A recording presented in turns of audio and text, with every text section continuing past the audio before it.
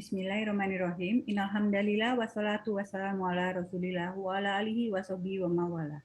Asyhadu la ilaha illallah wahdahu la syarikalah wa asyhadu anna sayyidina Muhammadan abduhu wa rasuluhu la nabiyya ba'dah. Assalamualaikum warahmatullahi wabarakatuh. Puji dan rasa syukur tiada henti kita panjatkan kehadirat Allah Subhanahu wa taala dan sholawat serta salam kita tujukan kepada junjungan tertinggi kita Nabi Muhammad Shallallahu alaihi wasallam beserta keluarga beliau, di mana di hari yang penuh berkah ini dan masih dalam masa pandemi yang belum berakhir, kita dapat kembali berkumpul untuk mengikuti kajian Al-Kalam bersama Kiai Haji Dr. Ali Nurdin MA untuk mentadaburi Al-Quran Surat Al-Baqarah ayat 109 sampai 112, yaitu bahaya sifat dengki. Saya Rima Wirasakti mengundang rekan-rekan sekalian, apabila ada pertanyaan yang hendak diajukan kepada Pak Ustadz, silakan cantumkan melalui chat dan sesi tanya jawab akan kami hadirkan di bagian akhir kajian ini, kurang lebih sekitar 15 sampai 20 menit. Langsung saja kami persilakan Bapak Ustadz Ali Nurdin untuk memulai kajian. Waktu dan tempat kami persilakan. Bismillahirrahmanirrahim. Assalamualaikum warahmatullahi wabarakatuh. Alhamdulillah, salatu wassalamu ala rasulillah wa ala alihi wa sahbihi mawalah, la hawla wa la quwata illa billah. Allahumma faqina fid din wa 'allimna ta'wil amma ba'd. Bapak Ibu sekalian, alhamdulillah, kita akan melanjutkan sesi kita dan sekarang kita masuk di surah Al-Baqarah ayat yang ke-109. Ya, ayat 109. A'udzubillahi minasyaitonir rajim. Wadda katsirun min ahli kitab law yaruddunakum min ba'di imanikum kuffara hasadan min 'indi anfusihim min ba'di ma tabayyana lahumul haqq fa'fu wasfahu hatta ya'ti Allah bi amri wallahu 'ala kulli syai'in qadir. Innallaha 'ala kulli syai'in qadir. Banyak di antara ahli kitab menginginkan sekiranya mereka dapat mengembalikan kamu setelah kamu beriman menjadi kafir kembali karena rasa dengki dalam diri mereka setelah kebenaran jelas bagi mereka. Maka maafkanlah dan berlapang dadalah sampai Allah memberikan perintahnya. Sungguh Allah Maha Kuasa atas segala sesuatu. Iya, masih berkaitan dengan sikap orang-orang ahli kitab Bani Israel yang mereka tidak bersedia menerima risalah yang dibawa Nabi kita Muhammad sallallahu alaihi wasallam, yaitu risalah Islam Al-Qur'an Al-Karim. Dalam ayat ini dikatakan alasan mereka menolak apa? Karena kedengkian. Ya, dengki. Kenapa dengki? Karena selama Allah mengutus para nabi, mayoritas para nabi itu adalah dari golongan mereka, dari grup mereka, yaitu golongan grup Bani Israel. Seperti kita ketahui, Bani Israel artinya bangsa keturunan dari Nabi Yakub alaihissalam, putra Ishak, putra Ibrahim. Jadi Nabi Ibrahim punya putra, yang pertama namanya Ismail, yang kemudian tinggal di Makkah dan menikah ya dengan suku Jurhum. Dari pernikahan inilah lahir suku besar yang namanya suku bangsa Arab. Dari suku bangsa Arab inilah lahir suku Quraisy yang melahirkan Nabi kita Muhammad sallallahu alaihi wasallam. Kemudian dari putra kedua Ibrahim namanya Ishak, punya putra namanya Yakub alaihissalam, yang punya putra jumlahnya 12. Dari 12 putra Yakub inilah yang kemudian menjadi cikal bakal bangsa Israel. Itu. Jadi kenapa mereka enggan menerima risalah Nabi Muhammad sallallahu alaihi wasallam? Gara-garanya karena Nabi Muhammad bukan grup mereka, bukan kelompok mereka, bukan sebangsa dengan mereka. Itu. Karena Pak Nabi-Nabi sebelumnya itu semuanya dari grup mereka. Giliran yang terakhir yang mereka sudah tunggu-tunggu, karena mereka tahu itu informasinya sudah viral di kitab suci mereka ya, dari di Taurat dan Injil, dan mereka yakin Nabi yang terakhir itu ya tetap dari golongan mereka. Ternyata kok bukan. Nah itu loh, maka mereka menolak, langsung left group. Nah, jadi ini urusannya baper gitu loh. Urusannya orang yang baper alias dengki itu di sini tuh. Nah, dengki itu sendiri apa artinya? Mari kita lihat penjelasan Al-Qur'an tentang definisi dengki. Ini disebut di surah nomor 3 Ali Imran ayat 120. Dengki artinya in tamsaskum hasanatun tasu'hum wa in tusibakum sayyi'atun yafrahu biha wa in tasbiru wa tattaqu la yadurrukum kaiduhum syai'a innallaha bima ya'maluna muhit. A'udzubillahi minasyaitonirrajim. Jika kamu memperoleh kebaikan, niscaya mereka bersedih hati. Tetapi jika kamu tertimpa bencana, mereka bergembira karenanya. Jika kamu bersabar dan bertakwa, tipu daya mereka tidak akan menyusahkan kamu sedikit pun. Sungguh Allah Maha meliputi segala apa yang mereka kerjakan. Iya, jadi inilah disebut definisi hasud atau dengki ya, yaitu apa? Jika kamu memperoleh kebaikan, mereka tidak suka.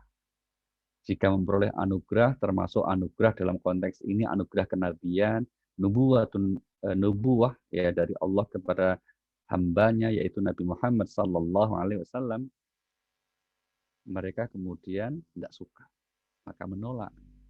Jadi mereka menolak itu bukan karena ajaran yang dibawa Nabi Muhammad itu menurut mereka salah, enggak. Mereka menolak karena dengki. Kenapa kok menjadi dengki? Ya karena ada ini satu paket ya. Kedengkian itu menjadi muncul karena apa? Karena mereka merasa berhak. Merasa berhak. Nah, perasaan inilah yang kemudian mengundang kemudian kedengkian. Di ayat yang lain maka kita temukan bahwa mereka itu sebetulnya meyakini kebenaran ajaran Nabi Muhammad Sallallahu Alaihi Wasallam. Tapi karena kesombongannya yang mengundang kedengkiannya, akhirnya mereka menolak itu. Gitu. Surah nomor 27 ayat yang ke-14 Allah menggambarkan sisi batin mereka itu. Wajahadu biha wastayqanatha anfusuhum dzulma wa 'uluwa. Fanzur kaifa kana 'aqibatul mufsidin. A'udzubillahi minasyaitonirrajim. Dan mereka mengingkarinya karena kezaliman dan kesombongannya, padahal hati mereka meyakini kebenarannya. Maka perhatikanlah bagaimana kesudahan orang-orang yang berbuat kerusakan. Iya, mereka mengingkari karena apa? Kezaliman dan kesombongan. Padahal hati kecil mereka mengakui kebenaran.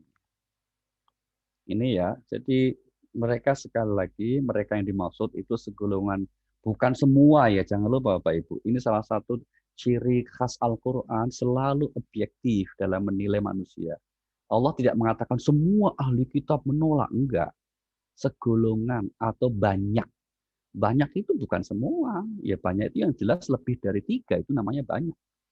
Ya, sehingga kemudian dengan ayat ini juga kemudian bukan berarti ayat Al-Quran mendorong supaya kita membenci ahli kitab, membenci orang Yahudi Nasrani, jangan, tidak, gitu ya. Karena Al-Quran juga mengatakan di antara mereka ada kok orang yang baik, itu. Maka kita harus fair, menilai orang, menilai kelompok, jangan mengeneralisir. Surah 3 Ali Imran 113 itu juga sikap Al-Quran yang menyatakan di antara mereka ada orang yang baik, yang kemudian juga bersedia masuk Islam, bahkan gitu ya. Laisu sawa'a min ahli kitab ummatun qa'imatu yatluna ayatillah ana al-laili wa hum yasjudun.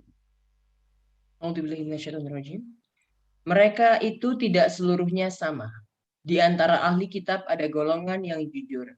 Mereka membaca ayat-ayat Allah pada malam hari dan mereka juga bersujud atau sholat. Iya, itu jadi ada di antara mereka yang memang sifat tinggi. Khususnya adalah golongan ahli kitab yang hidup di masa Rasulullah Sallallahu Alaihi Wasallam yang langsung mendengar informasi itu dari utusan Allah tersebut. Mereka itu yang kemudian disebutnya seperti itu. Nah, apakah keturunannya sampai hari ini juga masih bersikap sama? Jawabannya, ya ada tentu saja. Tapi juga tidak semuanya. Kalau toh ada yang tidak setuju, tidak selalu juga kemudian konfrontasi bermusuhan juga tidak. Maka Bapak Ibu, dalam memahami teks ayat Al-Quran, sewajarnya kita juga harus dengan segala kerendah hatian, kita harus juga objektif. Jangan sampai orang salah memahami ayat Al-Quran, memicu untuk kemudian misalnya apa? permusuhan di kalangan umat manusia. Itu bukan tujuan Al-Quran diturunkan. Karena sering kita sampaikan, Al-Quran diturunkan untuk apa? Rahmatan lil alamin. Menjadi rahmat bagi seluruh alam. Baik. Nah, sekarang kita lihat dengki atau kedengkian atau hasad yang pengertiannya itu di ayat sudah dikatakan SMS, susah melihat orang senang, senang melihat orang susah, itu namanya dengki ya. Misalnya seperti itu, maka bagaimana Al-Quran memperingatkan agar kita tidak melakukan dan tidak terjerumus dalam sifat tersebut. Karena sebetulnya setiap orang punya itu. Ya. Setiap orang punya potensi untuk dengki kepada orang lain. Tapi mari kita lihat dulu surah 4, surah An-Nisa ayat 54.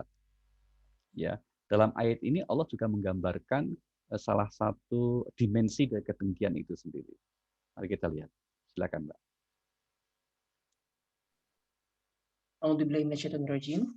Ataukah mereka dengki kepada manusia Muhammad karena karunia yang telah diberikan Allah kepadanya?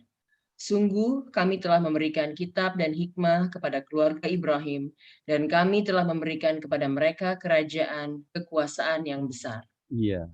Jadi ayat ini menegaskan pemberian anugerah itu adalah prerogatif Allah Subhanahu wa taala. Itu. Maka kalau ada orang yang kemudian protes atas ketetapan Allah karena telah memberi anugerah kepada satu orang, satu kelompok masyarakat, satu bangsa, ya pasti itu akan menjadikan sikap yang tidak baik. Nah, inilah maka salah di antara bentuk keburukan sifat dengki itu apa?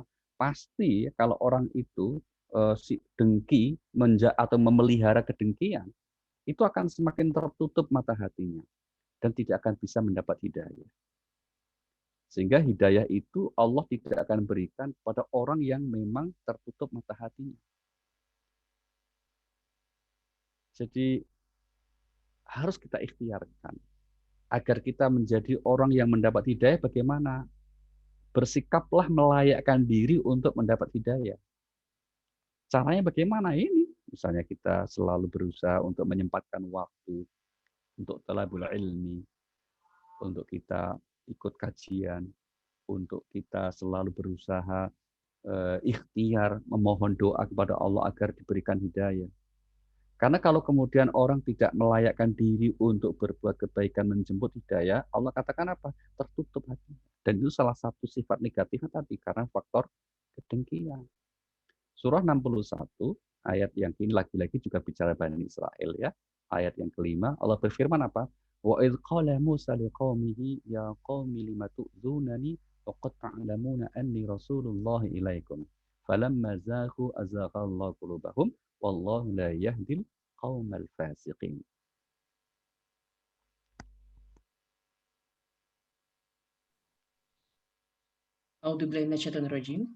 Dan ingatlah ketika Musa berkata kepada kaumnya, "Wahai kaumku, mengapa kamu menyakitiku, padahal kamu sungguh mengetahui bahwa sesungguhnya aku utusan Allah kepadamu."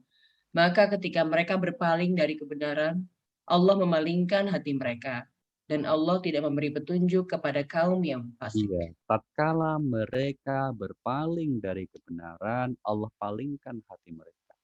Dan Allah tidak memberikan hidayah kepada orang yang fasik. Yang fasik itu siapa? Yaitu yang berpaling dari kebenaran.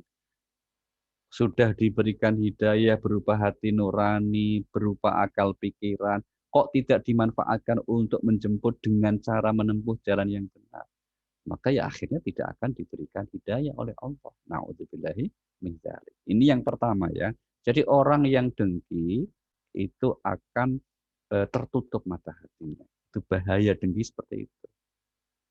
Nah, bagaimana Pak kalau dengki itu masih berupa bisikan ataupun katakanlah kerentek dalam hati ya? Nah, Al-Quran mengatakan apa? Itu nggak bisa kita hindari.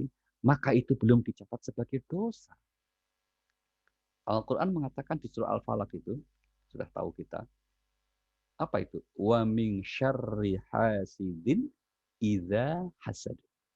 Kita berlindung kepada Allah dari kedengkian orang yang dengki.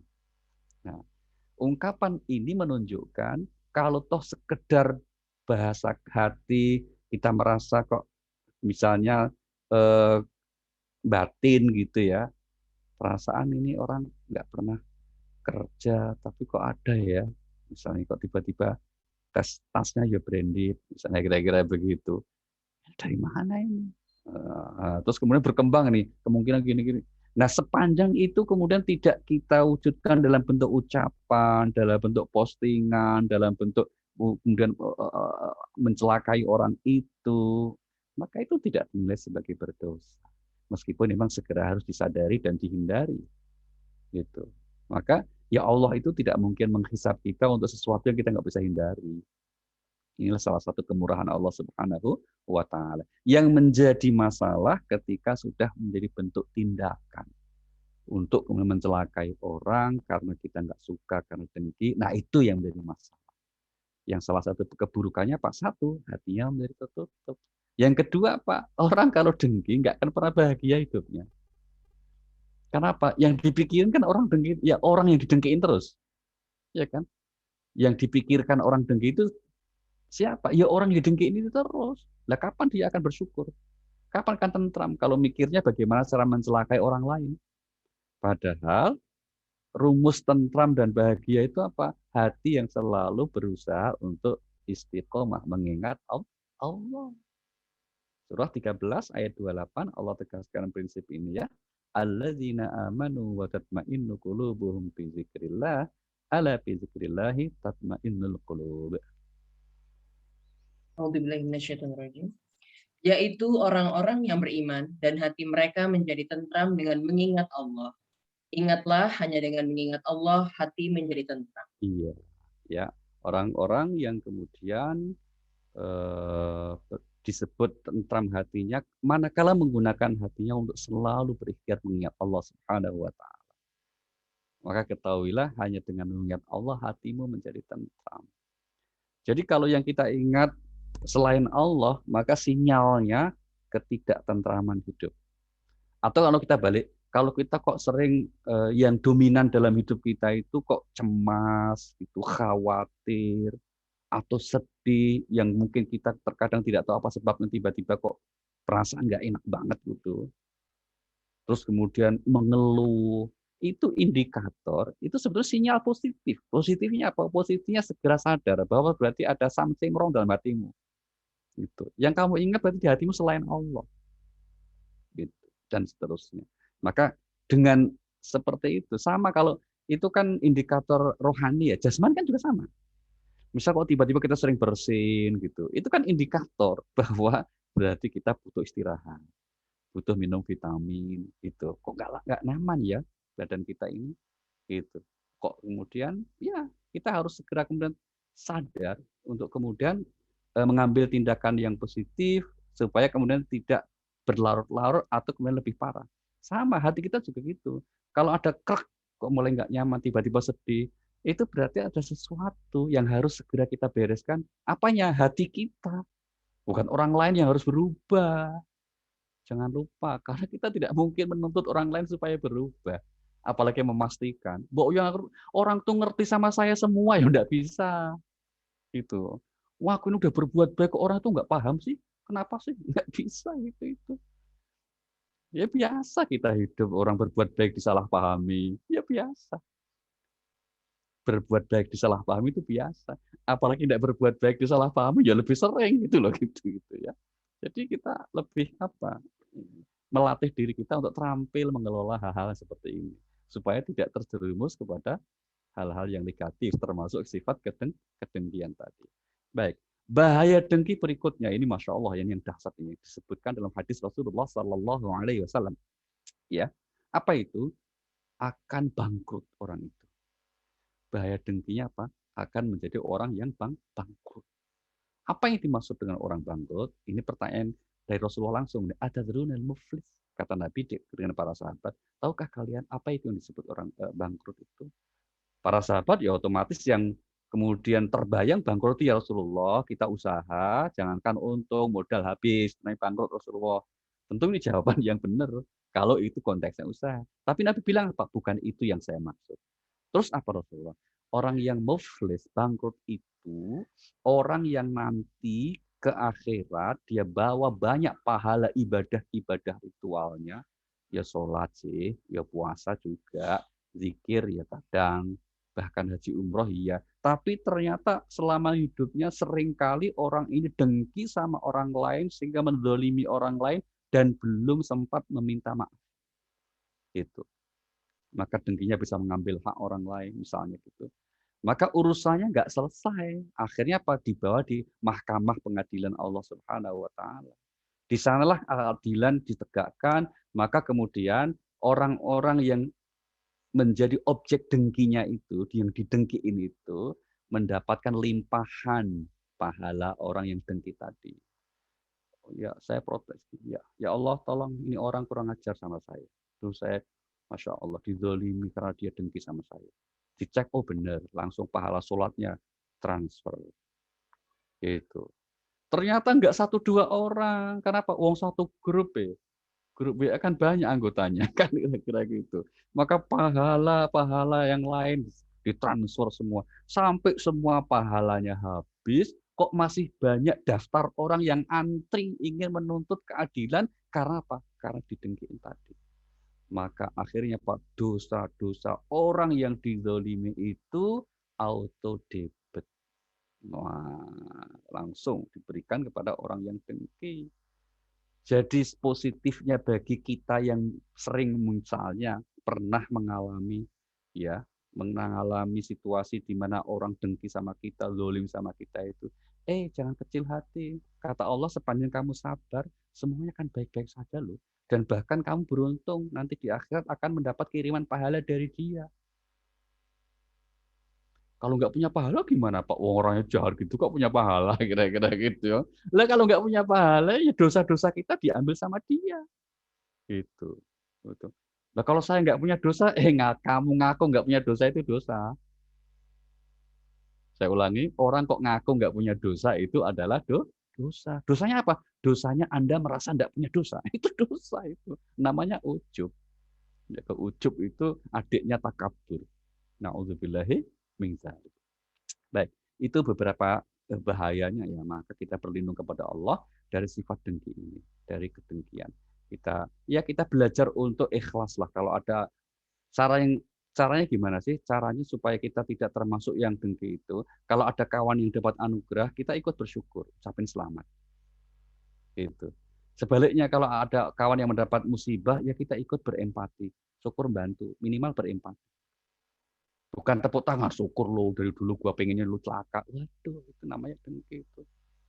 Gitu ya. Nah, satu hal yang menarik Bapak Ibu, Rasulullah Shallallahu Alaihi Wasallam itu kemudian pernah bersabda dalam sebuah hadis sahihnya apa? La hasada illa fisnatain. Tidak boleh dengki kecuali dalam dua hal. Lu berarti ada dengki yang dibolehkan dong. Nah, ini sebetulnya maksud Nabi itu bukan dengki yang dibolehkan, tapi sesuatu yang seperti dengki tapi sebetulnya tidak plek hasud. Maka ulama menyebutnya itu namanya ribtoh. Ribtoh. Ribtoh itu apa? Keinginan memiliki atau menjadi seperti orang itu atau orang lain tanpa bermaksud berharap orang yang kita ingin itu celaka. Itu namanya ribtoh. Tapi sama-sama sebuah keinginan toh. Kalau bedanya kalau hasud apa? Kalau hasud itu orang dengki itu apa? Berharap supaya orang yang kita dengki itu celaka. Bisa celaka itu kemudian menjadi nikmatnya hilang atau celaka itu musibahnya tambah besar. Itu namanya hasud atau dengki. Tapi yang dimaksud Rasulullah itu kita ingin seperti orang itu, ya, karena apa? Itu sesuatu yang mulia. Contoh Nabi sebut dua itu apa? Seorang yang diberikan ilmu, diberikan pemahaman, diberikan pengetahuan. Dengan ilmu pengetahuannya itu, apapun bidangnya ya, apakah ilmu pengetahuan bidang agama atau bidang apapun, dia kemudian menyebarkan kepada orang lain untuk bermanfaat. Gitu. Maka itu ya Allah, ini orang kok, Masya Allah baik banget ya, gampang sekali berbagi itu. untuk dengan pengetahuannya itu nggak hitung-hitungan misalnya kira-kira gitu ya. Nah orang seperti itu kita boleh iri. Mudah-mudahan ya Allah anak turunanku nanti. Nah misalnya begitu. Yang kedua siapa? Orang yang diberikan harta oleh Allah, kelapangan rezeki, dengan kelapangan rezeki itu banyak beramal. Kita iri itu. Ya Allah, mudah-mudahan saya juga diberikan titipan rezeki seperti orang ini. Baik banget ini. Boleh seperti itu. Bahkan harus. Nah, itu dua hal yang kata Rasulullah Sallallahu Alaihi Wasallam boleh kita berharap untuk diberikan seperti itu. Baik, mari kita lihat sedikit lagi tentang masalah di ayat ini ya. Kenapa orang atau apa yang menjadi faktor utama seseorang itu menjadi dengki? Yang pertama, yang biasanya orang itu dengki itu karena faktor materi, faktor harta. Nah, faktor harta. Ini nomor satu. Terus bagaimana solusinya dong? Solusinya supaya kita tidak mudah terjatuh seperti itu, ya kita harus yakin bahwa yang membagi ma'isyah kehidupan termasuk harta itu Allah. Ya kan? Yang kemudian membagi si fulan mendapat bagian seberapa banyak, si fulan mendapat bagian seberapa banyak, si A, si B. Sepenuhnya adalah Allah. Sama-sama ikhtiar. Kita punya kawan sejak SD berteman sampai kuliah terus bekerja. Kemampuan intelektualnya sama, bekerja yuk sama rajinnya, tapi rezekinya beda loh. Itu. Maka itu Allah. Bahkan kemudian pada akhirnya dibedakan itu punya maksud tujuan, bukan supaya orang saling iri. Mari kita lihat surah 43. Surah 43 ayat 32. Allah berfirman dalam ayat ini, "Ahum yaqsimuna rahmat rabbik? Nahnu qasamna bainahum ma'isyatahum fil hayatid dunya wa rafa'na ba'dahum fawqa ba'din darajati liyattakhidha ba'dhum ba'dhan sukhriya." Silakan. A'udzubillahi minasyaitonirrajim. Apakah mereka yang membagi-bagi rahmat Tuhanmu? Kamilah yang menentukan penghidupan mereka dalam kehidupan dunia. Dan kami telah meninggikan sebagian mereka atas sebagian yang lain beberapa derajat, agar sebagian mereka dapat memanfaatkan sebagian yang lain. Dan rahmat Tuhanmu lebih baik dari apa yang mereka kumpulkan. Ya, ini jelas ya, Allah yang membagi. Dan disengaja oleh Allah yang baginya itu nggak disamakan semua. Emang dibikin ada yang lebih, ada yang kurang. Supaya apa? Ada kerjasama. Kalau orang seluruh dunia kaya semua, ya kan nggak ada kerjasama. Nggak ada yang kemudian misalnya bekerja mau jadi asisten, mau jadi pekerjaan-pekerjaan secara umum misalnya berat. Gitu. Maunya yang enteng-enteng kan gitu. Maka dalam ekonomi mungkin Bapak Ibu pernah ada ya yang sering mendengar apa yang disebut hukum Pareto. Hukum Pareto itu disimpulkan apa?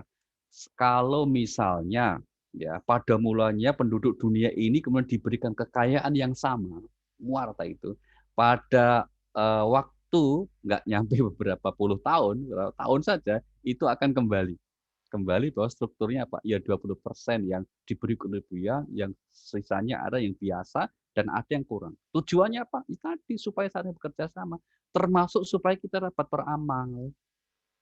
Kalau semua orang kaya nggak ada yang kemudian diberikan zakat, toh.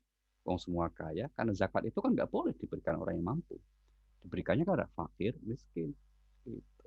Maka kemudian yang membagi itu Allah. Sehingga kemudian ketika orang yang diberi anugerah kekayaan, dia pandai bersyukur untuk berbagi.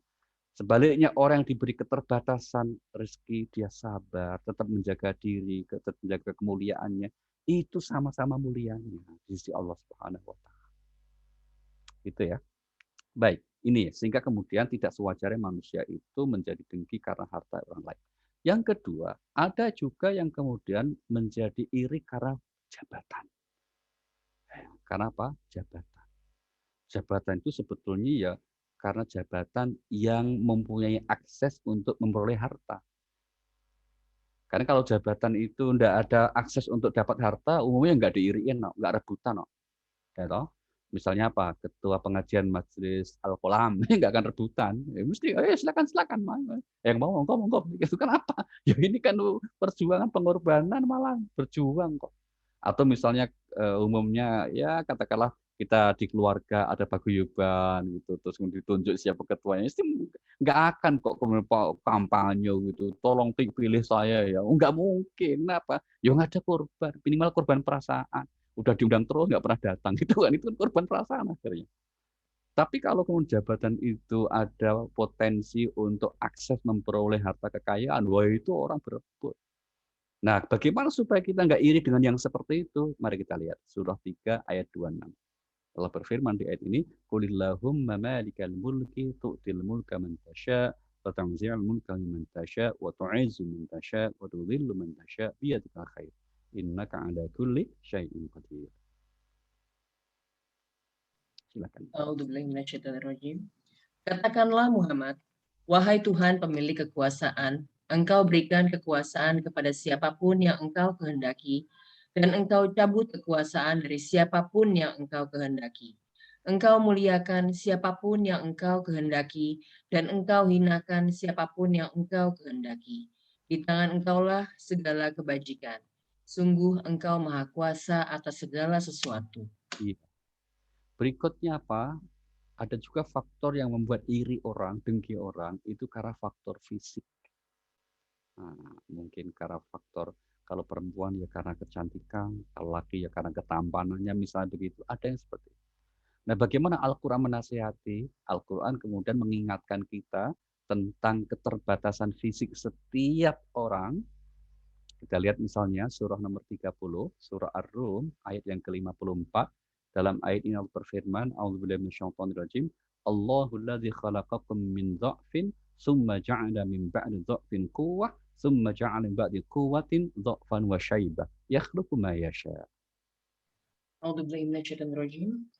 Allah lah yang menciptakan kamu dari keadaan lemah, kemudian Dia menjadikan kamu setelah keadaan lemah itu menjadi kuat, kemudian Dia menjadikan kamu setelah kuat itu lemah kembali dan beruban. Dia menciptakan apa yang Dia kehendaki, dan Dia Maha Mengetahui, Maha Kuasa. Ya, ini adalah kronologis perjalanan fisik manusia. Seperti itu. Manusia secara fisik dilahirkan lemah, maksudnya bayi. Demikian juga akalnya. Kemudian menjadi kuat, itu berarti remaja dewasa. Nah, setelah itu kalau panjang umur kan kemudian lemah kembali dan beruban. Nah, umumnya kalau orang nyun sewu ya mohon maaf ya, setelah tambah usia ya kembali kepada sifat anak-anaknya. Maka itulah kenapa kalau seorang suami ya semakin sepuh kok semakin rewel gitu ya semakin. Cuma masalahnya kalau ini yang muda sudah rewel itu masalah. Kalau sepuh rewel ya memang begitulah naturalnya ya. Fitrahnya seperti itu. Tapi kalau masih muda kok rewel itu masalah gitu. Penyimpangan. Tapi fisik seperti itu. Yang jelas fisik mesti begitu.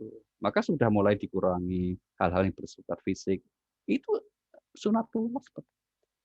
Nah, cuma tambah kata-kata lemah dan beruban. Nah, itu untuk membedakan dengan lemah yang pertama, yang anak-anak. Nah, kalau kemudian orang panjang umur, mau nggak mau itu akan menjadi S3, sampun sepuh sangat. Sudah. Artinya apa? Kalau dianugerahi kelebihan fisik, janganlah kemudian takabur. Orang nggak perlu fisik, nggak perlu iri. Kenapa? Pada akhirnya juga akan menjadi tua dan lemah pada akhirnya. Kita belajar banyak ya dengan seperti ini gampang sekali kedapatan. Misalnya orang yang 30 tahun lagi lalu misalnya menjadi katakanlah dikagumi seluruh dunia, dia misalnya ratu kecan dan seterusnya, pada akhirnya kita tahu kan kemana perginya. Maka tidak perlu yang seperti itu mengundang iri. Baik. Mari kita teruskan ya. Sekarang kita ke 110. A'udzubillahi minasyaitonirrajim wa aqimus shalah wa atuz zakah wa ma tuqaddimu li anfusikum min khairin tajidu 'indallah innallaha bima ta'maluna basir. A'udzubillahi minasyaitonirrajim. Dan laksanakanlah sholat dan tunaikanlah zakat. Dan segala kebaikan yang kamu kerjakan untuk dirimu, kamu akan mendapatkan pahala di sisi Allah. Sungguh Allah Maha melihat apa yang kamu kerjakan. Iya. Apa ini Bapak Ibu? Laksanakanlah sholat dan tunaikan zakat. Satu paket. Jadi paket bahwa agar kita beres hablum minallah kita.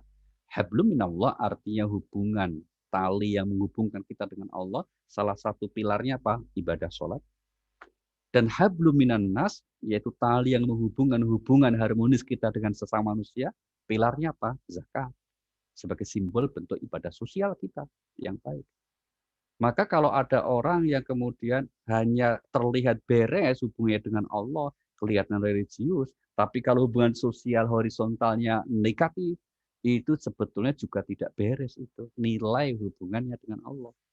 Maka sering kita sampaikan di Al-Quran itu banyak sekali ayat yang menginformasikan betapa orang yang rajin ibadah, tapi kalau minus sosialnya, itu menjadi sia-sia ibadah.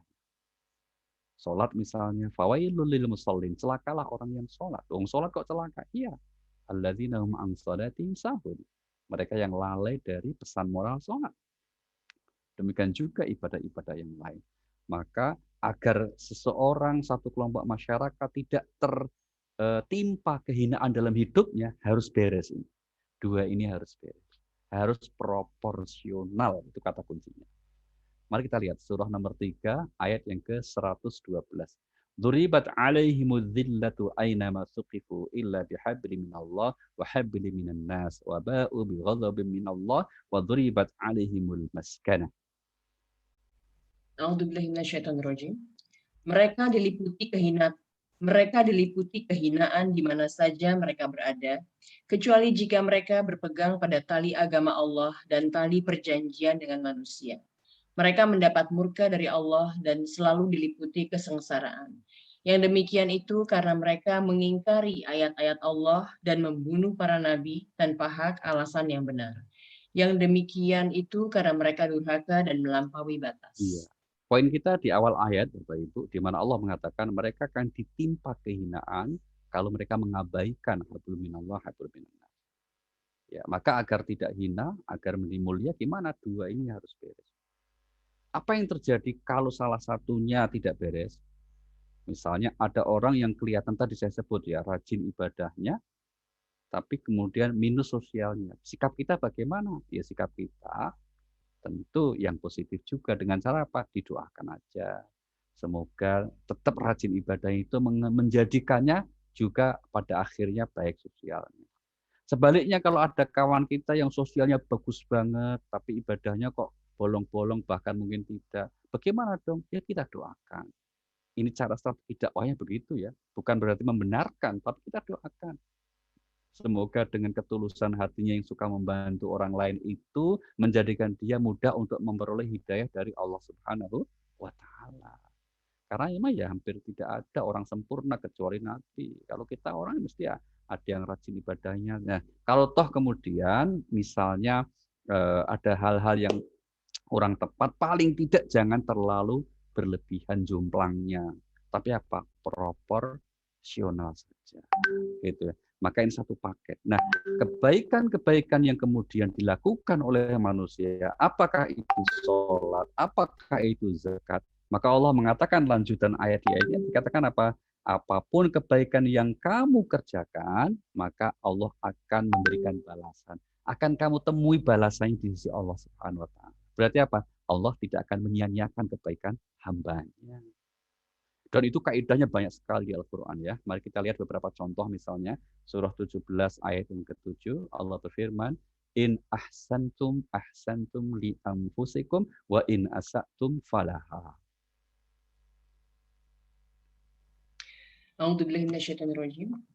Jika kamu berbuat baik, berarti kamu berbuat baik untuk dirimu sendiri. Dan jika kamu berbuat jahat, maka kerugian kejahatan itu untuk dirimu sendiri. Apabila datang saat hukuman kejahatan yang kedua, kami bangkitkan musuhmu untuk menyuramkan wajahmu, lalu mereka masuk ke dalam Masjidil Aqsa, sebagaimana ketika mereka memasukinya pertama kali, dan mereka membinasakan apa saja yang mereka kuasai. Ya, ini juga kisah Bani Israel. Kalau mereka jahat, ya akibat kejahatan hanya juga menimpa diri mereka sendiri. Sebaliknya kalau berbuat baik. Nah, ini sudah menjadi hukum sunatullah. Maka Bapak Ibu, apalagi di ayat 110 tadi ya, Allah mengatakan Allah Maha melihat apa yang kalian kerjakan. Artinya apa? Balasan Allah nggak mungkin ketuker gitu loh. Apapun kebaikan yang kita kerjakan dengan tulus pasti diberi balasan. Dan balasan juga mungkin tuker, maka kamu nggak perlu iri dengan orang lain. Maka agama selalu mengingatkan, merintahkan apa? fastabiqul khairat. Berlomba-lombalah selalu dalam berbuat kebaikan. Karena toh akhirnya yang menerima kebaikan juga kita sendiri. Termasuk amal solih, satu bentuk aktivitas yang maslahat, manfaat buat orang lain. Ya sebetulnya itu kelihatannya kita berbuat baik ya. Kelihatannya kalau kita menolong orang, membantu orang, itu kan kelihatannya itu orang yang kita tolong. Tapi sebetulnya pada saat yang sama, yang memperoleh ketentraman, yang memperoleh balasan itu ya kita. Gitu. Mari kita lihat surah 41 ayat 46.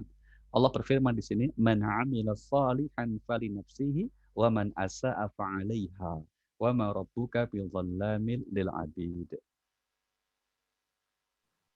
A'udzubillahiminasyaitonirrajim. Barang siapa mengerjakan kebajikan, maka pahalanya untuk dirinya sendiri, dan barang siapa berbuat jahat, maka dosanya menjadi tanggungan dirinya sendiri. Dan Tuhanmu sama sekali tidak menzalimi hamba-hambanya. Nah, barang siapa yang beramal soleh, ya, amal soleh itu untuk diri sendiri. Sebaliknya yang berbuat jahat, kejahatan akibatnya juga menimpa diri sendiri. Allah tidak akan berbuat zalim kepada siapapun. Nah, ini satu prinsip yang berlaku sepanjang masa, Bapak Ibu, sehingga agama selalu mengingatkan agar kiranya kemudian kita menjadi orang yang selalu berikhtiar berbuat baik. Karena toh kebaikan yang kita kerjakan untuk diri kita sendiri. Maka termasuk kalau ada orang yang misalnya jahat sama kita gitu ya. Ada orang yang iri sama kita, dengki sama kita, ya nggak usah kecil hati. Toh yang akan menanggung akibat kejahatan orang itu hakikatnya orang itu sendiri kok. Meskipun mungkin terkadang kita juga merasa kecewa dengan orang itu, tapi hakikatnya yang pertama kali akan menerima sanksi keburukan juga orang yang bersangkutan. Na'udzubillahi min dzalik. Baik, mari kita teruskan ya, masih 2 ayat lagi kita selesaikan ini, yaitu ayat yang ke-111. Nah, ini kembali kepada sifat negatif orang-orang ahli kitab. Wa qalu la yadkhulul jannata illa man kana hudan aw nasara. Tilka amaniyuhum qul hatu burhanakum in kuntum shadiqin. A'udzubillahiminasyaitonirrajim. Dan mereka Yahudi dan Nasrani berkata, tidak akan masuk surga kecuali orang Yahudi atau Nasrani. Itu hanya angan-angan mereka. Katakanlah, tunjukkan bukti kebenaranmu jika kamu orang yang benar. Oke, baik. Ayat ini ringkas sebetulnya. Kalau dijabarkan panjangnya begini. Dan orang Yahudi berkata, ya kan, bahwa tidak akan masuk surga kecuali Yahudi. Demikian juga orang Nasrani berkata tidak akan masuk surga kecuali Nasrani. Maka pakai kata au bukan dan. Ya kan? Kalau dan itu posisinya sama. Orang Yahudi dan Nasrani misalnya gitu. Tapi kalau ini atau mereka berkata ya, itu berarti apa? Mereka orang Yahudi yang mengatakan Nasrani itu neraka, apalagi Islam, itu maksudnya itu. Yang surga itu cuma Yahudi, Nasrani, Islam ya neraka. Demikian juga orang Nasrani juga berkeyakinan begitu. Orang yang masuk surga ya kami saja, kamu Yahudi, Islam ya neraka. Kira-kira gitu. Maka Allah kemudian mengatakan, itu angan-angan saja itu. Itu omdok kamu itu. Enggak ada dalil sama sekali. Apa buktinya bahwa kamu memang berhak masuk surga? Allah minta bukti? Ya enggak ada. Mereka memang enggak punya bukti. Tapi poin penting kita Bapak Ibu, salah satu ciri orang yang bijaksana dalam beragamanya itu untuk persoalan surga dan neraka seyogianya itu menjadi domainnya Allah, bukan kita. Meskipun ada sekian banyak misalnya janji Allah atas orang yang beriman dan beramal soleh itu akan masuk surga. Misalnya gitu. Sebaliknya yang ingkar, yang kafir akan masuk neraka. Itu adalah penegasan dari Allah untuk kita yakini, bukan untuk kita menghakimi orang lain. Ya, karena apa? Yang menjadi hakim kelak di akhirat itu adalah Allah Subhanahu wa taala. Kita semuanya nggak ada bedanya, yang muslim, yang kafir semua sama, kelak akan diadili. Bedanya adalah kalau kita punya bibit dan punya keimanan yang istiqomah, insya Allah kita dihakimi dalam keadaan yang mudah menjadi kelompok orang yang beruntung. Gitu. Sebaliknya yang kemudian ingkar, mereka akan rugi, itu aja. Gitu. Maka ini menjadi penting karena seringkali ada sebagian kawan kita yang overlap, yaitu mengambil peran sebagai Tuhan, suka menghakimi orang lain. gitu. Suka menilai dan memastikan orang lain apakah masuk surga atau neraka. Ini yang saya kira tidak pada tempatnya. Sekali lagi kata Allah apa? Bukan urusan kamu wahai manusia yang seperti itu. Surah nomor 3, 128 Allah katakan begitu. Ya kan? Apa itu? Allah menyatakan di sini, laisa laka minal amri syai'un aw yatuba 'alaihim aw yu'adzibahum. A'udzubillahiminasyaitonirrajim. Itu bukanlah urusanmu Muhammad, apakah Allah menerima tobat atau mengazab mereka, karena sesungguhnya mereka orang-orang zalim. Iya, itu bukan urusanmu wahai Nabi Muhammad. Bukan urusan kamu wahai manusia. Apakah Allah akan menerima tobat mereka yang pada akhirnya mau bertobat atau kemudian mereka tetap diazab. Gitu. Jadi itu prerogatifnya Allah Subhanahu wa taala. Maka mohon untuk kita terus berikhtiar ya, menyabarkan diri, menyerahkan urusan-urusan itu kepada Allah. Sekali lagi meskipun sekian banyak ayat dan hadis Nabi yang menyatakan, tapi sekali lagi informasi ayat yang berisi tentang janji itu, tentang siksa dan janji hukuman itu sepenuhnya menjadi domainnya Allah, dan untuk kita itu kita yakini. Disampaikan harus, misalnya apa, kalau orang ingkar nanti akan mendapat siksa, sampaikan aja. Tapi yang menjadi masalah ketika nunjuk orang. Nah, itu, nunjuk orang, wah kamu sesat ini. Itu menjadi masalah. Ya, itu yang kemudian melampaui batas. Al-Quran selalu mengingatkan, hakim yang paling adil itu adalah Allah Subhanahu wa ta'ala. Mari kita lihat surah nomor 34. Ya, ayat yang ke-26. Allah menyatakan, "Qul yajma'u bainana rabbuna tsumma yaftahu bainana bil haqq wa huwal fattahul alim." A'udzubillahiminasyaitonirrajim. Katakanlah, Tuhan kita akan mengumpulkan kita semua. Kemudian Dia memberi keputusan antara kita dengan benar. Dan Dia yang Maha Pemberi keputusan, Maha Mengetahui. Ya, katakanlah Tuhan kita akan mengumpulkan kita semua. Semua akan kumpul, yaitu apa? Kelak di yaumil mahsyar, di akhirat, berkumpul di hadapan di pengadilan Allah Subhanahu wa taala, dan Tuhan kita akan menghakimi, mengadili kita semuanya. Itulah mengapa Nabi Isa alaihissalam, Bapak Ibu, di hadapan Allah ketika beliau dimintai pertanggungjawaban atas perilaku umat dan kaumnya, Nabi Isa kemudian berserah diri dengan mengatakan apa? Kaum Nabi Isa itu salah satunya yang menyimpangkan ajaran Nabi Isa kan? Kemudian beliau ditanya, wahai Isa, apakah kamu yang mengajari kaummu supaya menjadikan kamu sebagai Tuhan? Demikian juga ibumu. Begitu. Maka Nabi Isa menjawab, oh enggak pernah saya ngajari begitu Tuhan. Yang kuajarkan Tuhan itu ya engkau. Asyhadu an la ilaha illallah. Engkaulah Allah Tuhanku dan Tuhanku, Tuhan-Tuhanmu. Aku tidak pernah mengklaim supaya kalian wahai kaumku jadilah aku ini Tuhanmu. Enggak. Salah besar itu. Tapi kok ada, ya siapa sing ngajari kui, misalnya kira-kira gitu. Ya nggak tahu, Allah maha tahu pastilah. Jadi artinya Allah bukan nggak tahu gitu ya, Allah maha tahu. Tapi ini untuk klarifikasi, membersihkan. Kalau ada yang menyandarkan hal itu sebagai ajaran Nabi Isa, maka dalam Al-Quran dikatakan apa? Nabi Isa alaihissalam tidak pernah melakukan itu. Tapi itu pun Nabi Isa saking sayangnya kepada kaumnya ya mengatakan apa? Lihat surah 5 118. Beliau katakan di hadapan Allah terhadap sikap kaumnya itu, in tu'adzibhum fa innahum ibaduk wa in taghfir lahum fa innaka antal azizul hakim. A'udzubillahiminasyaitonirrajim.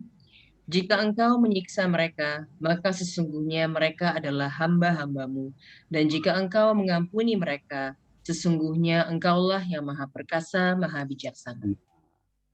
Jika engkau ingin menyiksa, ya Allah engkau maha perkasa. Tidak mungkin dikalahkan siapapun. Tidak mungkin lemah untuk kemudian memberikan siksa atas orang durhaka. Itu kenapa pilihan Asmaul Husnanya Al-Aziz Al-Hakim. Al-Aziz artinya perkasa di sini. Ya kan? Al-Hakim bijaksana artinya apa? Tapi jika engkau ingin ampuni mereka ya Allah, engkau memang bijaksana meskipun memang dosa mereka besar menurut aturan yang telah engkau tetapkan tidak bisa diampuni karena dosa syirik kan? Menyatakan Allah 3 misalnya, atau ada orang yang meyakini selain Allah kan syirik namanya. Menurut aturan Allah enggak diampuni. Tapi kalau Allah berkenan mengampuni, ya Allah itu maha bijaksana. Itu sampai begitunya Nabi Isa alaihissalam menyampaikan itu di hadapan Allah Subhanahu wa taala untuk menunjukkan apa?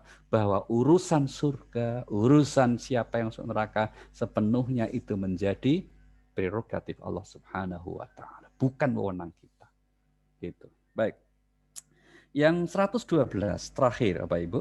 112 kemudian ini jawaban dari atas klaim ayat sebelumnya ya, yaitu orang Yahudi Nasrani. Dalam ayat ini Allah menyatakan bala man aslama wajhahu lillahi wa huwa muhsin falahu ajruhu 'inda rabbih wala khaufun 'alaihim wala hum yahzanun. A'udzubillahi minasyaitonirrajim. Tidak, barang siapa menyerahkan diri sepenuhnya kepada Allah dan dia berbuat baik, dia mendapat pahala di sisi Tuhannya dan tidak ada rasa takut pada mereka dan mereka tidak bersedih. Iya, ini kayak bahasa Al-Quran Bu ya, bukan bahasa Indonesia ini. Di awal kalimat langsung tidak begitu kan? Itu maksudnya tidak apa itu. Nah, ini maksudnya bantahan atas klaim yang disebut di ayat sebelumnya. Kan tadi katakan ayat sebelumnya orang Yahudi mengatakan bahwa hanya dialah yang masuk surga.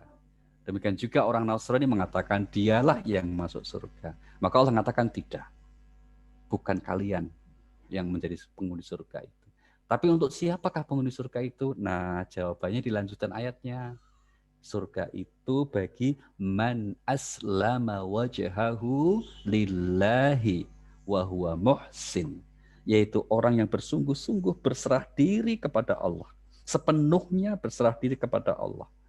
Dan kemudian berbuat ihsan, berbuat kebaikan. Mereka itulah yang layak kemudian untuk mendapatkan ganjaran surga, di mana bagi yang masuk surga itu digambarkan apa? Mereka tidak akan ada rasa takut dan mereka tidak pula bersedih hati.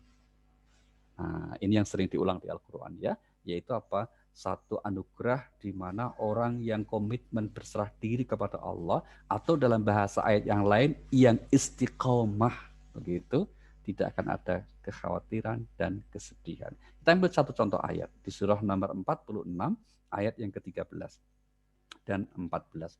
Allah berfirman di ayat ini, innalladzina qalu rabbunallah tsumma istaqamu fala khaufun 'alaihim wala hum yahzanun ulaika ashabul jannati khalidina fiha jazaa'an bima kanu ya'malun. A'udzubillahi minasyaitonirrajim. Sesungguhnya orang-orang yang berkata Tuhan kami adalah Allah, kemudian mereka tetap istiqomah. Tidak ada rasa khawatir pada mereka dan mereka tidak pula bersedih hati. Ya. Mereka itulah para penghuni surga, kekal di dalamnya sebagai balasan atas apa yang telah mereka kerjakan. Iya, inilah saya kira Bapak Ibu sekelumit dari penjelasan uraian surah Al-Baqarah 109 sampai 112. Nah, di antara hikmah terpenting dari rangkaian ayat ini, kesimpulannya di akhir ayat ini, di ayat 112. Yaitu apa? Orang yang selalu berusaha untuk berserah diri kepada Allah lah yang berhak untuk meraih ganjaran, baik berupa kebahagiaan di dunia, ketentraman hatinya, terlebih kelak nanti di surga dengan ridha Allah Subhanahu wa taala. Terima kasih. Saatnya Mbak Rima akan mengambil alih mic kita sekarang. Silakan, Mbak. Terima kasih Pak Ali. Untuk teman-teman yang ingin bertanya, silahkan ditulis di chat, nanti saya akan bacakan. Pak Ali pengen tanya, kan tadi kan katanya kita dengki itu kan nggak senang dengan kesenangan orang dan kita bahagia dengan kalau orang susah gitu. Kalau misalnya kan kadang-kadang ada nih orang yang kita tahu suka menyakiti hati orang lain, suka mengambil hak orang lain gitu kan, tapi nasibnya baik banget gitu. Terus pada suatu saat tahu-tahu dia barangkali ditegur sama Allah. Kan kadang-kadang kita juga, nah dalam hati barangkali yang batin tuh jahat sih gitu. Itu apakah itu termasuk dengki atau gimana ya Pak Ali ya? Itu normal, Mbak. Wajar saja. Sama kalau kemudian membaca kisah tentang orang yang pendurhaka seperti Qarun, ya, kaya raya. Terus kemudian di akhir ayat kita dapati, wajar lah jahat kayak gini. Kalau hukumannya kayak gitu wajar. Nah, kira-kira gitu. Nah, maka kemudian yang menjadi dilarang dalam agama itu ketika seseorang kemudian setelah membatin keburukannya itu ya tergerak untuk mencelakai orang itu, baik melalui ucapan buruknya maupun dengan tindakan. Tapi sekali lagi kalau masih batin, ini kok orang jahat ya Allah, kok malah sukses sih, yang jahat gini kok malah terus karirnya naik sih, saya kira-kira gitu ya. Sementara kemudian yang seharusnya orang misalnya dia di posisi itu karena baik, karena jujur, kok malah disingkirkan sih. Nah, suatu saat ternyata orang itu akhirnya kena juga, misalnya gitu ya. Maka kemudian ya kita cukup mengatakan, oh pelajarannya ya Tuhan tidak tidur. Nah, kira-kira gitu ya, ya sudah, yang sewajarnya kena seperti itu. Maka yang seperti itu tidak dinilai dosa.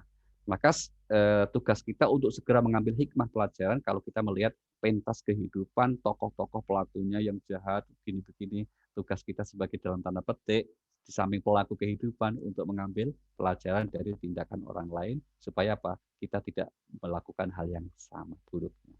Na'udzubillahi min dzalik. Silakan, Mbak. Nah, kalau misalnya kan dengki itu kan katanya bahaya banget, Pak. Kan ada yang hadis atau apa ya, yang katanya ada di dalam tubuh manusia namanya kolbu. Kalau itu rusak, maka rusaklah seluruh tubuh. Apa itu maksudnya dengki, Pak, di kolbu? Ya, betul sekali. Hadisnya sahih itu, Pak. Bahwa kemudian idza saluha saluhal jasad wa idza fasada fasadal jasad. Ala wahiyya al-qalbu, ya. Jadi kalau buruk benda itu buruk semuanya. Kalau baik baik semuanya. Nah, pertanyaannya apakah yang dimaksud buruk di situ dengki? Tidak hanya dengki baru salah satunya, ya. Dengki itu baru salah satu keburukan yang ada dalam hati. Maka kemudian banyak sifat buruk yang lain yang sebetulnya itu hanya istilah, tapi hakikatnya satu, yaitu sama-sama penyakit hati. Ya, sama-sama disebutnya sebagai penyakit hati. Kita ambil contoh misalnya, penyakit hati yang pertama kali dilakukan oleh makhluk Tuhan itu berupa takabur. Berupa takabur, sombong. Pelakunya siapa? Iblis. Iblislah tokoh pertama kali yang takabur. Karena apa? Karena dia menolak perintah Tuhan. Kenapa dia tolak? Karena dia merasa lebih baik dari Nabi Adam alaihissalam. Itu. Kemudian berikutnya dosa penyakit hati berikutnya dilakukan oleh umat manusia itu apa? Tomak. Tomak atau tamak bahasa Indonesianya ya. Tomak atau tamak. Itu siapa pelakunya? Moyang kita, Nabi Adam ketika di surga. Ketika di surga, Nabi Adam itu kan oleh Allah menikmati seluruh fasilitas surga bersama istri. Hanya satu yang tidak boleh, larangannya cuma satu, yaitu apa? Jangan mendekati pohon itu. Kata Allah, wala taqrabu hadhihi syajarah, jangan mendekati pohon ini. Nah, tapi karena memang Allah juga kemudian memberi kesempatan setan menggoda, juga Nabi Adam sebagai manusia yang diberikan potensi hawa nafsu. Akhirnya apa? Akhirnya kombinasi godaan setan dan nafsu dari manusia, yaitu moyangnya manusia Adam, karena ada rasa inginnya itu. Iblis tahu benar itu memainkan itu. Maka dikatakan itu, Dam, lu pengen tak tinggal di surga terus? Enak kan ini? Oh ya enak. Oh, makanya itu makan buah itu. Itu namanya buah keabadian loh, Dam. Al-khuldi, buah keabadian. Jadi yang pertama kali membuat hoax itu iblis. Ya, jadi kalau tokoh pertama kali pembuat kebohongan, berita bohong itu iblis, yaitu mengabarkan kepada Nabi Adam buah larangannya itu dikarang ya sebagai buah keabadian atau khuldi. Nah, pertanyaannya aslinya buah apa toh itu? Kok iblis yang menyebutnya buah khuldi? Ya wow alam. Nggak usah dipikirin lah, yang penting pelajarannya apa. Ada kalau di Alkitab kok namanya buah apel, ya kan? Maka jadi merek toh, merek Apple. Nah, itu diambil dari situ koton katanya gitu. Dan seterusnya. Jadi yang jelas karena beliau rasa inginnya itu yang akhirnya tidak bisa dikendalikan, nah melanggarlah larangan Tuhan. Maka beliau bertobat kemudian. Sifat penyakit hati yang ketiga apa? Dengki. Kalau iblis tadi sombong, kalau Nabi Adam rasa inginnya itu tamaknya ada, dan kemudian putra Adam yang namanya Qabil itu dengki kepada saudaranya sendiri yang namanya Habil sampai rela membunuh adiknya sendiri. Bayangkan itu, karena kedengkian itu. Maka itu sifat dengki itu kalau dituruti, kalau diperturutkan, itu bahaya. Bukan bahaya ya, bahaya. Saking bahayanya itu loh. Kalau bahaya sekali itu namanya bahaya, luar biasa. Sampai kemudian rela menumpahkan darah bahkan terhadap saudara kandung. Maka kita berlindung kepada Allah dari kedengkian itu. Na'udzubillahi min dzalik. Oke, Mbak, lanjut. Berikutnya dari Pak Ismail Akbar di Menteng. Mohon izin tanya Pak Kiai, perihal hak prerogatif Allah, yaitu terbaca di setiap ayat yang menyatakan seseorang pasti akan masuk neraka atau kekal di azab. Maka di akhir kalimat tersebut disertai kata-kata kecuali Tuhan menghendaki yang lain. Apakah demikian pengertiannya Pak Ali? Iya, bisa juga itu, Pak. Tapi mari kita lihat ayat itu loh. Apa yang dimaksud dengan ayat itu ya. Kita lihat yaitu ada di surah Hud, surah yang ke-11 ya, surah yang ke-11. Kita lihat di ayat dari yang ke ayat yang ke-106. Bisa dibantu, Pak? Membaca? Baik, Pak. A'udzubillahi minasyaitonirrajim. Maka adapun orang-orang yang sengsara, maka tempatnya di dalam neraka, di sana mereka mengeluarkan dan menarik nafas dengan merintih. Lanjut sampai ayat 108 ini. Oh, baik, Pak. Mereka kekal di dalamnya selama ada langit dan bumi, kecuali jika Tuhanmu menghendaki yang lain. Sungguh Tuhanmu Maha Perkasa terhadap apa yang Dia kehendaki. Satu lagi. Dan adapun orang-orang yang berbahagia, maka tempatnya di dalam surga. Mereka kekal di dalamnya selama ada langit dan bumi, kecuali jika Tuhanmu menghendaki yang lain, sebagai karunia yang tidak ada putus-putusnya. Ya, pertanyaan Pak Ismail, apakah ungkapan ayat ini juga menandakan bahwa surga neraka adalah prerogatif Allah Subhanahu wa taala? Jawabannya betul. Ayat ini juga mengandung kesan mengingatkan kepada kita bahwa pada akhirnya meskipun memang Allah memasukkan surga neraka, ya kecuali Allah menghendaki yang lain, itu juga prerogatifnya Allah. Contohnya seperti Nabi Isa tadi, meskipun orang yang musyrik itu seharusnya dihukum di neraka, tapi kalau Allah kemudian mau tidak menghukumnya atau menghukumkannya hanya sebentar, itu disebutnya Allah Maha Bijaksana. Kira-kira gitu ya. Sehingga dari sinilah kita mendapatkan pesan penting agar kita tidak menjadi hakim untuk orang lain. Tidak menjadi penilai amal atas perbuatan orang lain. Tidak menjadi pengukur iman atas orang lain. Tapi itu semua kita serahkan kepada Allah Subhanahu wa taala. Satu ayat lagi yang saya kira kita diperintahkan untuk menyerahkan itu semuanya, nggak usah berantem, kira-kira gitu. Di sini bukan tempatnya kita berantem ya. Kita lihat surah nomor 42 ayat 15. فَلِذَلِكَ فَادْعُ وَاسْتَقِمْ كَمَا أُمِرْتَ وَلَا تَتَّبِعْ أَهْوَاءَهُمْ وَقُلْ آمَنْتُ بِمَا أَنزَلَ اللَّهُ مِنْ كِتَابٍ وَأُمِرْتُ لِأَعْدِلَ بَيْنَكُمْ اللَّهُ رَبُّنَا وَرَبُّكُمْ لَنَا أَعْمَالُنَا وَلَكُمْ أَعْمَالُكُم. Silakan.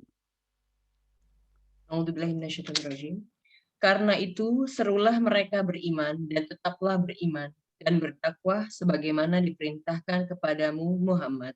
Dan janganlah mengikuti keinginan mereka dan katakanlah, aku beriman kepada kitab yang diturunkan Allah dan aku diperintahkan agar berlaku adil di antara kamu. Allah Tuhan kami dan Tuhan kamu. Bagi kami perbuatan kami dan bagi kamu perbuatan kamu.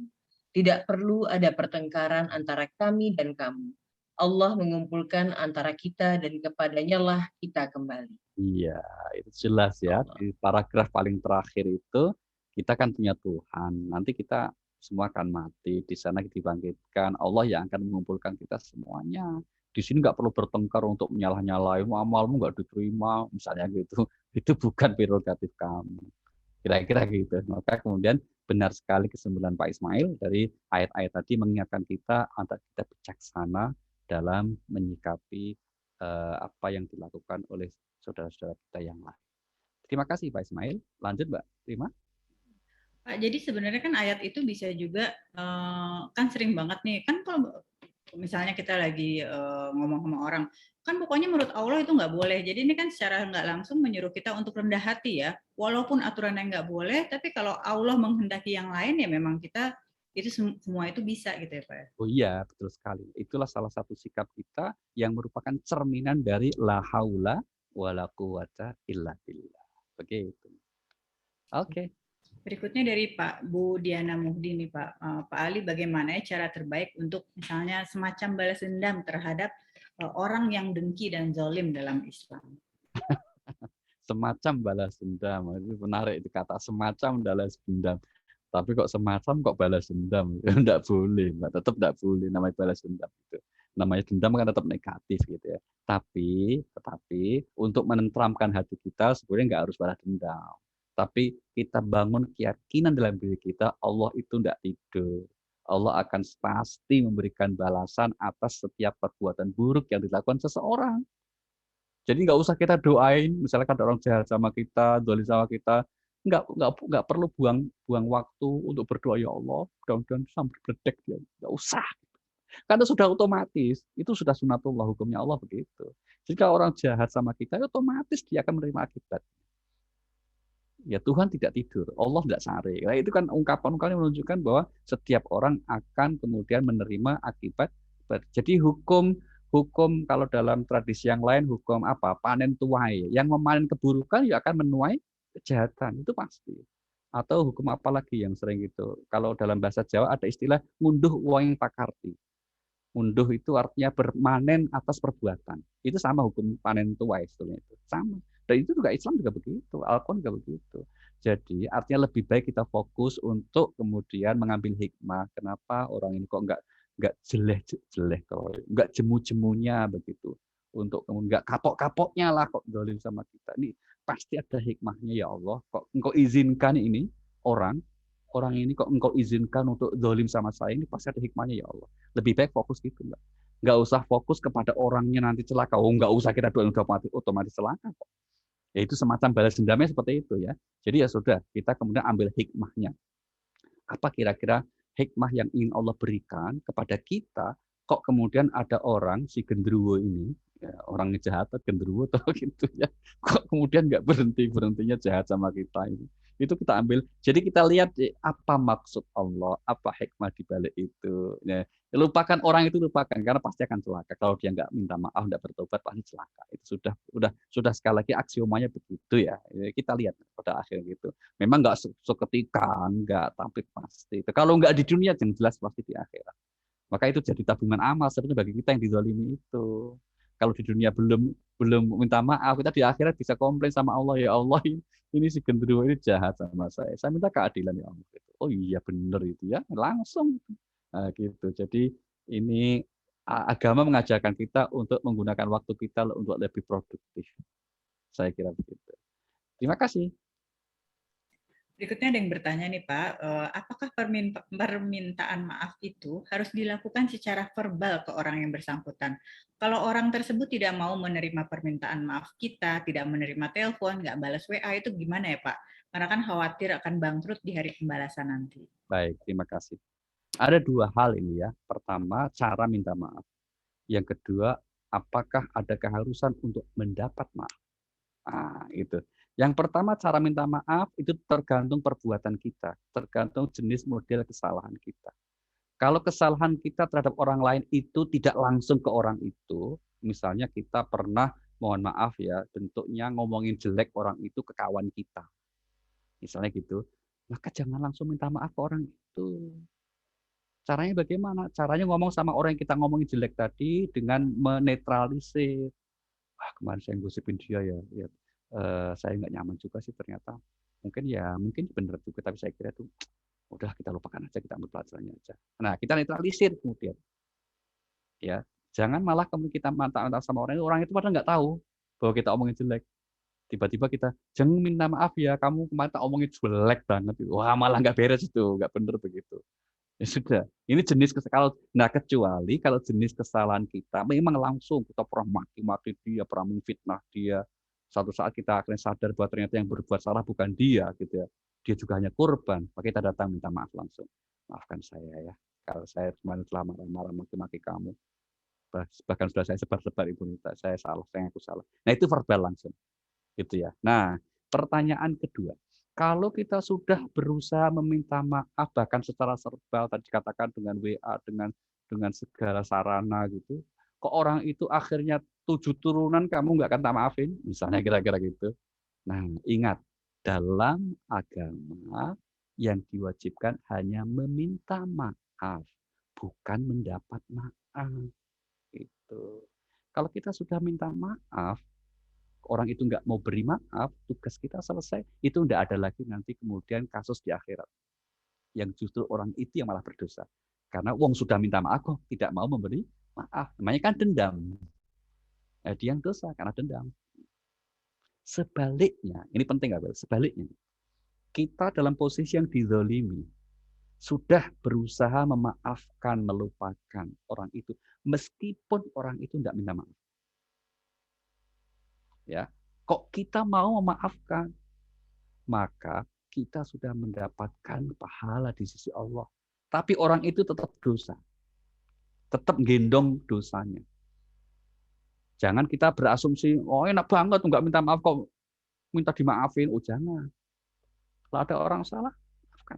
Kalau memang itu berkaitan dengan pribadi kita, jadilah pemaaf. Kata Al-Quran gitu, jadilah pemaaf. Ya, wal'afina 'anil nas, pemaaf pada manusia. Nggak ada urusan orang itu minta maaf atau nggak minta maaf, nggak ada urusan. Itu bukan urusan kita. Urusan kita sama Allah. Sama Allah itu berarti apa? Kita ingin mendapat kemuliaan, kalau disakiti, maaf. Gitu. Maka kalau orang itu tidak minta maaf, meskipun kita sudah memaafkannya, orang itu tetap akan mendapatkan dosanya. Karena apa? Tidak meminta maaf.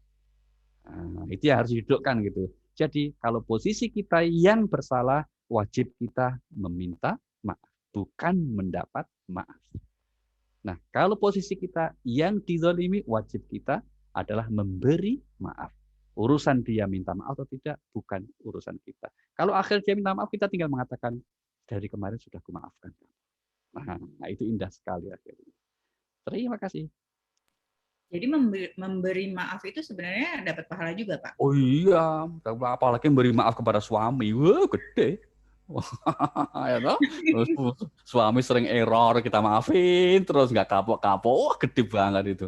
Maka itu pahala gede banget itu. Maka kalau punya suami agak-agak error itu harus bersyukur, alhamdulillah ya Allah, ladang amalku di sampingku ini, kira-kira begitulah. Alhamdulillah kira-kira itu. Dengan terus memaafkannya. Gitu. Baik, lanjut. Ya, berikutnya Mbak dari Bu Rati. Pak, bagaimana dengan kisos? Apakah itu berbeda dengan balas dendam? Oke, baik. Qisas dalam konteks hukum pidana atau had, ya jamaknya hudud, maka itu menjadi sesuatu hak kita. Ya misalnya kalau ada keluarga kita yang dibunuh, maka hak kita untuk kemudian menuntut, bukan membalas dendam ya, menuntut orang itu untuk apa? Itu supaya tercipta keamanan. Maka di Al-Qur'an ditegaknya qisas itu akan tertibnya kehidupan. Ya, mari kita lihat, yaitu di Al-Baqarah. Mbak Naca bisa bantu saya. Allah berfirman apa? Walakum fil qisas hayatun ya ulil albab. Ayat 179.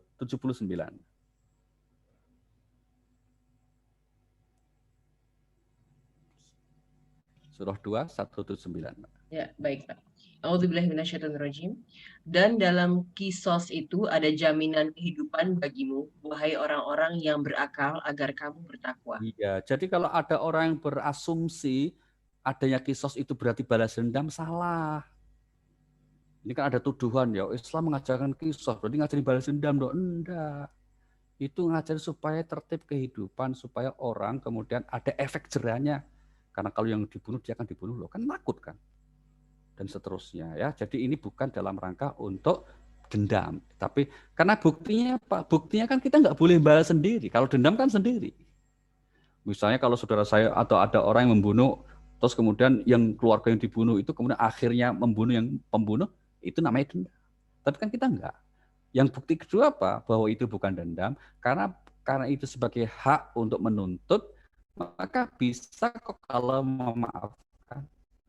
Nah, dari korban keluarganya memaafkan, misalnya sudah kalau itu memang kamu tidak sengaja ya kami maafkan. Nah, itu biasa nanti ada yang disebut diat, tebusan. Dengan cara apa? Memberi sekian tebusan, itu bisa bebas dari hukuman dan seterusnya. Itu contoh begitu ya. Jadi sekali lagi, hukum qisas dalam perspektif Al-Quran atau Islam itu tidak cerminan balas dendam.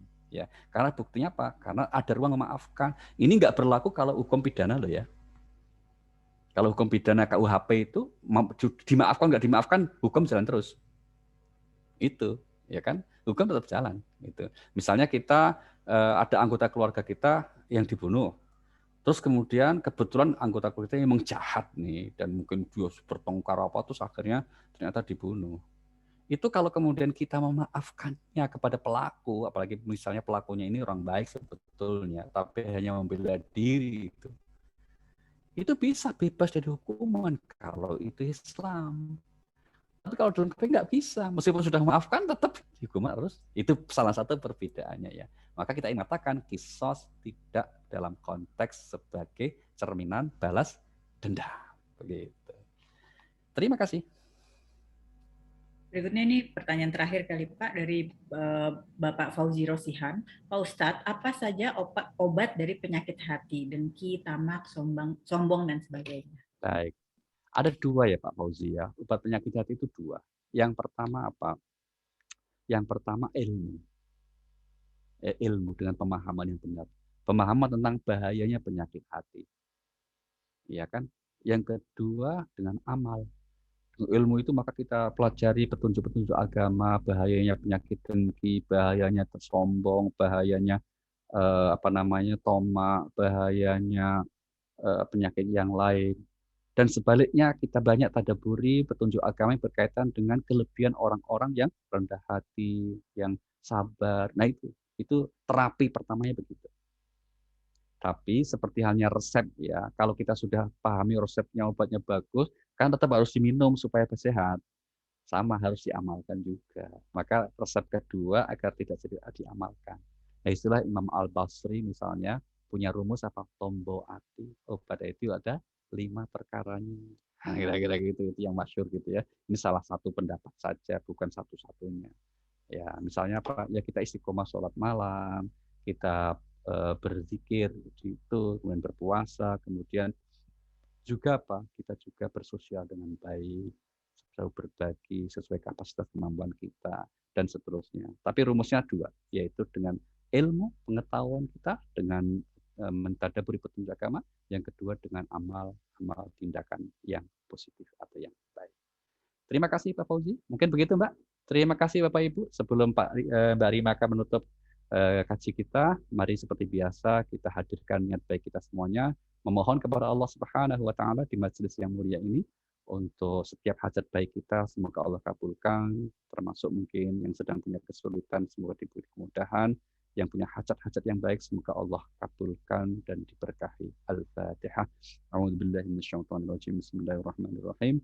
Alhamdulillahirabbil alamin arrahmanir rahim maliki yaumiddin. Iyyaka na'budu wa iyyaka nasta'in ihdinas siratal mustaqim siratal ladzina an'amta 'alaihim ghairil maghdubi 'alaihim waladdallin. Terima kasih dan mohon maaf. Wassalamualaikum warahmatullahi wabarakatuh. Waalaikumsalam warahmatullahi wabarakatuh. Subhanakallahumma wa bihamdika asyhadu la ilaha illa anta astaghfiruka wa atubu ilaik. Terima kasih banyak Pak Ali atas ilmu yang tentunya sangat bermanfaat untuk kami. Kajian yang akan datang insya Allah akan berlangsung pada hari Rabu 8 September 2021 pukul 4 sore, masih mentadaburi surat Al-Baqarah ayat selanjutnya. Terima kasih banyak atas perhatian dan waktunya Bapak Ibu sekalian. Mohon maaf apabila ada kekurangan. Semoga kita semua senantiasa dalam rahmat dan keberkahan Allah Subhanahu wa taala. Jangan lupa untuk tetap menerapkan protokol Covid dimanapun Anda berada. Saya Rima Wirasakti, Nadia Laras Padasari Tilawah, Diana Muhdi dan Ratih undur diri. Wassalamualaikum warahmatullahi wabarakatuh. Terima kasih Pak Ali.